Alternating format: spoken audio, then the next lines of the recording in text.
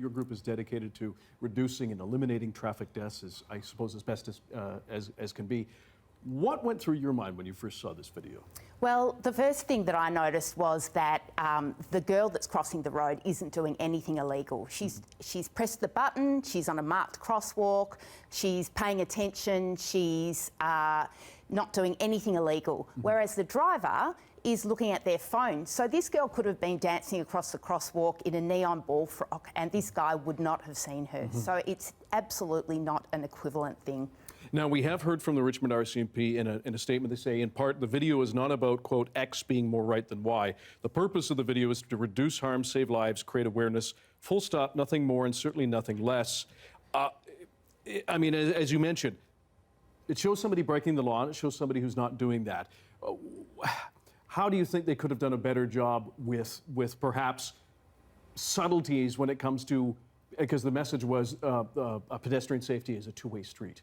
I think it shouldn't have been a surprise to the Richmond RCMP that this would be badly received. Every year we get public safety campaigns that are effectively victim blame. They put responsibility on vulnerable road users outside cars to be responsible for their own safety. And that's not really getting to the core of what causes traffic deaths and injuries on our roads.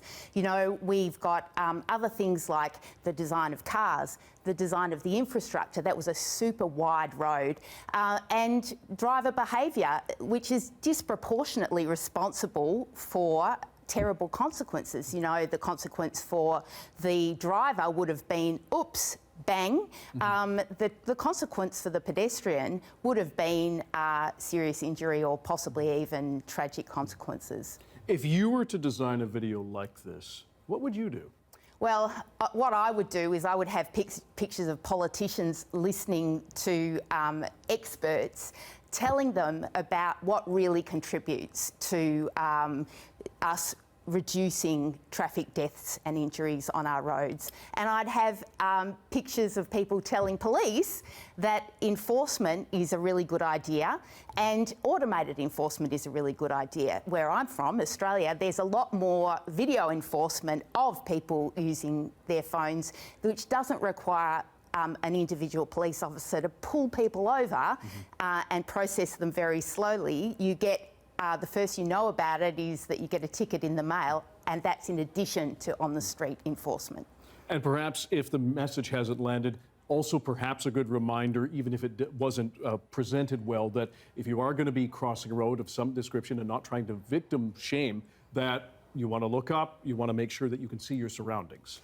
Well, I don't want to give that message because I'm concerned about the needs of children and vision and hearing impaired people and people who are using wheelchairs or other mobility devices that make them sit lower on the road and are more visible. And I think that everybody outside cars is already brutally aware of keeping themselves safe on the roads. What we need to do is influence how our infrastructure is built so drivers get visual cues to go more slowly on our roads, and we need to work on driver behaviour through enforcement.